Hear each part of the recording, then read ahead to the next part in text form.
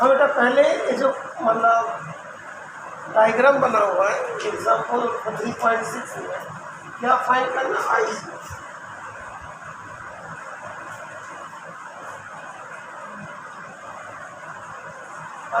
Galvanometer के through जो current जा रहा है। ओके, तो यहाँ पे जो दिया है 100 ये वाला दिया 10 ओम, ये वाला 60, ये वाला 5। तो इसमें तो व्हीटस्टोन ब्रिज लगेगा नहीं, बिकॉज व्हीटस्टोन ब्रिज बैलेंस नहीं होगा। व्हीटस्टोन ब्रिज बैलेंस होता तो यहाँ पे करंट क्या जाता है, 0 जाता है। व्हीटस्टोन ब्रिज बैलेंस होने के लिए क्या होता है, ये वाला R1 है, R1 upon R2 equals to R3 upon R2 होना चाहिए।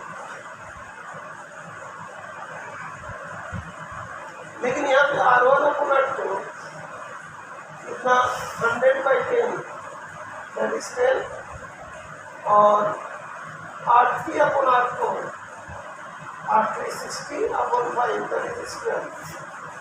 दैट मीन्स यहाँ पे R1 upon R2 not equals to R3 upon R2। That means यहाँ पे व्हीटस्टोन ब्रिज बैलेंस वाले अप्लाई नहीं होगा, तब जाके किरचॉफ लॉ अप्लाई होगा। ठीक है, पहले करंट का डिस्ट्रीब्यूशन करना है। आई करंट ध्यान में आया तो इसको दो साइड्स मिल रहे हैं जहाँ पे करंट को जाने का। इधर वाला करंट को I1, इधर वाला करंट को I2। मतलब 100 ओम के थ्रू I1 जा रहा है, तो इसके थ्रू I2 जा रहा है। फिर इसके बाद पहले कौन सा लॉ यूज होगा, junction law. Okay, that is junction law, मतलब कंजर्वेशन ऑफ चार्ज, मतलब करंट से होना चाहिए। करंट एंट्री इधर किया तो आई करंट यहाँ से बाहर आएगा, वो पहले कंप्लीट करना। या तो I1 करंट जा रहा था, यहाँ तो IG करंट आया, तो I1 से IG चला जाएगा, मतलब कितना I1 माइनस IG। पहला स्टेप दे।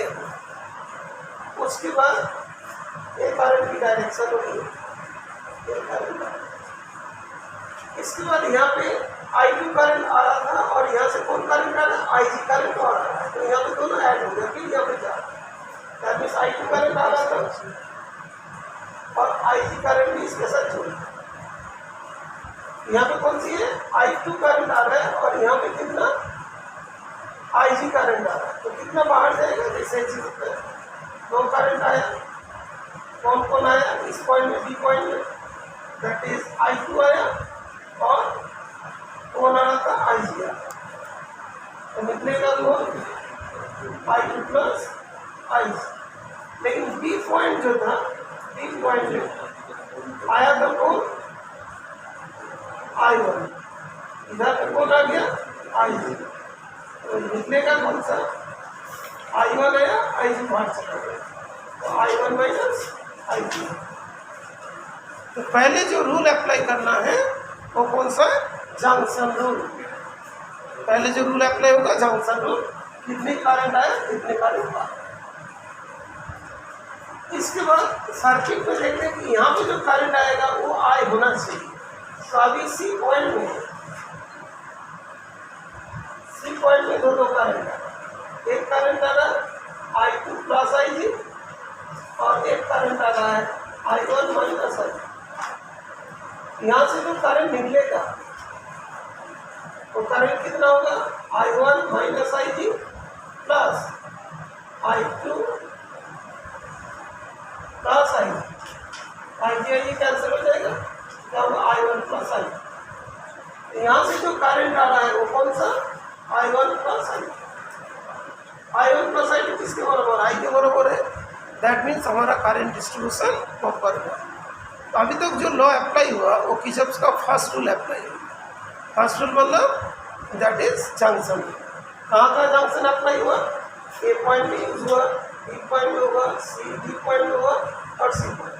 मतलब ये जो करंट आए वही करंट यहाँ बाहर गया, तभी तुम्हारा जो है डिस्ट्रीब्यूशन ऑफ करंट बराबर हुआ, डिस्ट्रीब्यूशन ऑफ करंट। इसके बाद कौन सा अप्लाई करना है, लूप रूल अप्लाई करना है। ठीक है,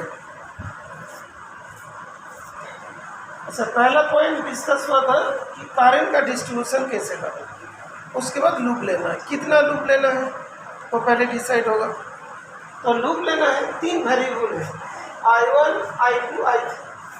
तो जो हम लोग बोलते हैं ना the linear equation in 2 variables, तो यहाँ पे क्या होगा linear equation in 3 variables, 3 variable होगा, 3 इक्वेशन बनेगा। ओके, तो पहले loop A B D A, इससे इक्वेशन बन जाएगा। Loop that is B C D B, इसमें से एक इक्वेशन बनेगा। और एक लूप ए बी सी ई ए, ये मतलब इप्सिलॉन, बी लिखते नहीं तो इप्सिलॉन लिखते, इप्सिलॉन लिखते तो यहाँ से 3 लूप हो। तो पहले देखना कि जितना वेरिएबल है उसके बाद 3 इक्वेशन बनेगा।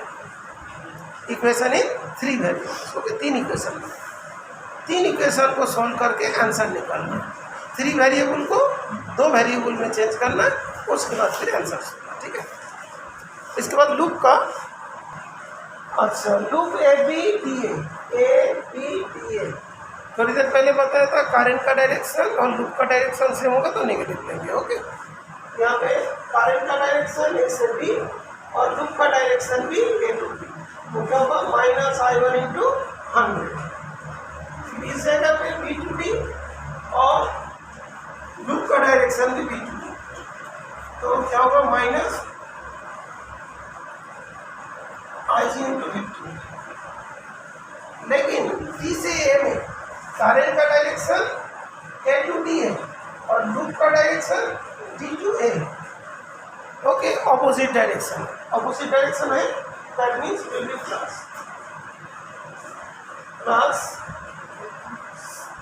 I2 into 60 equals to 0। ये लग गया रूल। तो I1 A to B में करंट का डायरेक्शन और लूप का डायरेक्शन सेम है। जब दोनों डायरेक्शन सेम होगा दैट विल बी नेगेटिव। यहाँ पे भी दोनों का डायरेक्शन सेम है, दैट इज नेगेटिव। यहाँ पे करंट का डायरेक्शन A to B है और लूप का डायरेक्शन D to A है, ऑपोजिट है, दैट विल बी पॉजिटिव। तो माइनस, तो इसमें माइनस कॉमन ले लो, तो 100I1 प्लस 15IG और -60I2 इक्वल टू 0।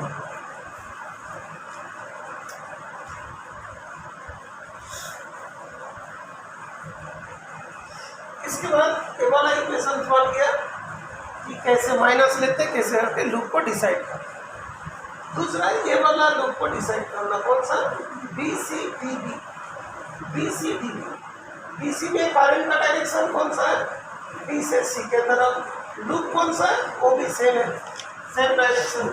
तो क्या हो जाएगा -I1 - IG इंटू 10। अभी सी टू डी में करंट का जो डायरेक्शन है बी से सी का और लूप का डायरेक्शन सी से डी, ओके, ये ऑपोजिट डायरेक्शन है। ऑपोजिट डायरेक्शन होगा तो पॉजिटिव होगा, प्लस I2 - IG इंटू 5। अब इस जगह पे करंट का डायरेक्शन D to D और लूप का डायरेक्शन D to B, ये वाला भी क्या होगा, पॉजिटिव रहेगा, that is IG into 15 equal to 0। तो ध्यान रखना है, सेम डायरेक्शन है तो नेगेटिव, ऑपोजिट डायरेक्शन होगा तो पॉजिटिव। तो इस जगह पे फिर क्या आएगा, -10I1 plus 10IG 5I2 -5IG 15IG equals to 0। तो I1 एक ही बार है, -10I1 है, IG जो है 15 प्लस 25 प्लस -5 प्लस 20 IG और 5I2 कौन सा I2 हाँ I2 प्लस I3 हाँ ठीक है 10 हो गया 15 हो गया 15 दैट इज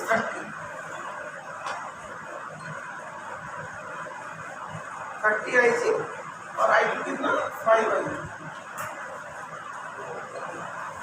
ओके ये चीज होगा। तो इस जगह पे हम लोग का देखा जा रहा है कि ये दो इक्वेशन बन गया first equation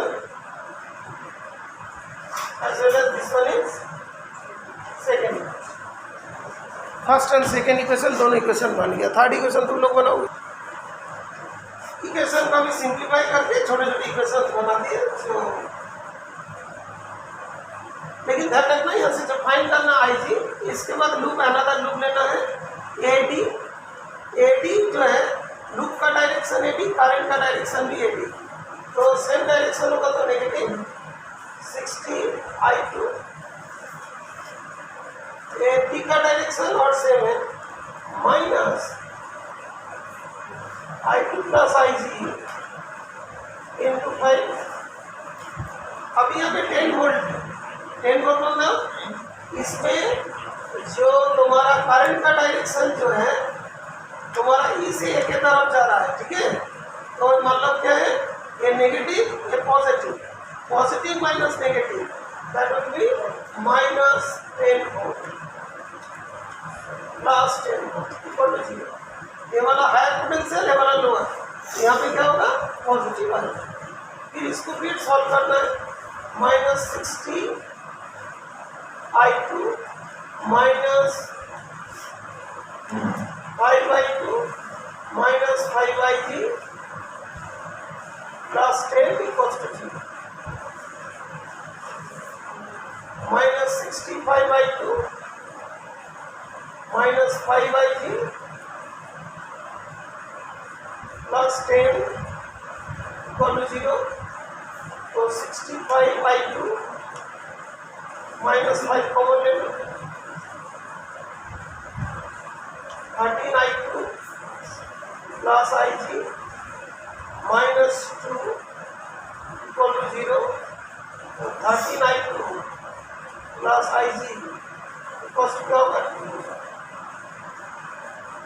that will be the third equation. Third equation पता चल गया। हाँ बेटा हम लोग को IG चाहिए तो ये दोनों इक्वेशन को भी रिड्यूस कर देगा फर्स्ट एंड सेकेंड में इसमें IG और I2 में रिड्यूस कर देगा उसके बाद IG डायरेक्टली फाइंड होता है ना। अभी जो first equation third and fourth third में कौन सी है 13I2 plus IG equals to 2 और 63 minus 2I2 plus 63IG equal to 0। अभी हम लोग को जो इक्वेट करना है कौन सा I2 को हटाने IG निकालना तो इसको ये तुम्हारा है 2 है इसको 2 से इंटू कर दे और इसको 13 से इंटू कर दे फिर आ जाएगा I2 इक्वल हो जाएगा फिर उसमें से IG का वैल्यू सर ये वाला equation 63IG minus 2I2 63I2 जैसे पहले यहाँ पे था 13I2 plus IG equal to 2 और यहाँ पे minus 2I2 plus 63IG equal to 0 तब ये दोनों को इंटू कर फिर इक्वेशन आ जाएगा। अब बेटा इसके बाद में कांजन देख ले इसके जो इक्वेशन था ये दोनों इक्वेशन आ गया इसको फिर I2 का कोफिशिएंट इक्वल कर दे इक्वल करने के बाद इसको ऐड कर दे तो 821 IG इक्वल टू 4 आ जाएगा IG equal to 4 upon 821 ampere तो उसको 1000 से इंटू किया तो मिली एम्पियर हो गया उसके सॉल्व करने के बाद 4.87 आंसर आ जाएगा। ओके सिमिलरली अभी 3.6 एक्सरसाइज का क्वेश्चन तभी कर पाओगे जब तुम प्रॉपरली उसको लिख रहे। लूप पहले लेना है, करंट का डिस्ट्रीब्यूशन करना है, उसके बाद इक्वेशन को चेंज करना है, ठीक है। प्रॉपरली अच्छा हैंड राइटिंग से लिखो, तुरंत सॉल्व।